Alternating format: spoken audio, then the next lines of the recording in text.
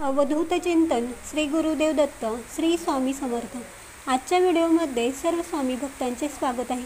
आज आपण या व्हिडिओमध्ये बघणार आहोत संकष्ट चतुर्थीची व्रत कथा।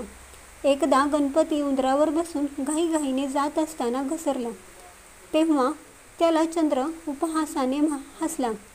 ते पाहून गणपतीला चंद्राचा फार राग आला। गणपतीने चंद्राला शाप दिला, आजपासून तुझे कोणी तोंड पाहणार नाही। जो कोणी तुझे तोंड पाहिल त्यावर खोटा आळ येईल।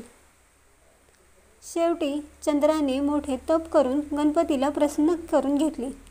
चंद्राच्या तपामुळे सर्व देवांनी प्रार्थना केल्यामुळे गणपतीने चंद्राला शापातून मुक्त केले।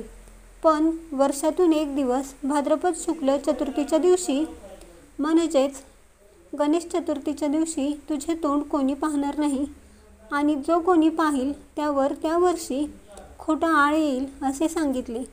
त्यावर चंद्राने प्रार्थना केली की जर कोणी चुकून गणेश चतुर्थीच्या दिवशी माझे तोंड पाहिले तर खोटा आळ येऊ नये, म्हणून त्याने काय करावे। तेव्हा गणपतीने सांगितले की त्याने संकष्ट चतुर्थीचे व्रत करावे, म्हणजे खोट्या आळातून त्याची मुक्तता होईल। गणेश चतुर्थीच्या दिवशी चंद्र पाहिल्यामुळे श्रीकृष्णावर रेस्मंतक मणी चोरल्याचा खोटा आळ आला होता।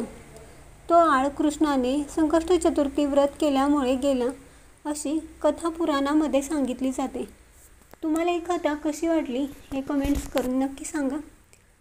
आणि तुम्हाला हा व्हिडिओ आवडला असेल तर गणेशजीच्या भक्तांपर्यंत अवश्य पोहोचवा आणि असेच धार्मिक व्हिडिओ बघण्यासाठी आपल्या भक्ती या चॅनेलला सबस्क्राईब करा।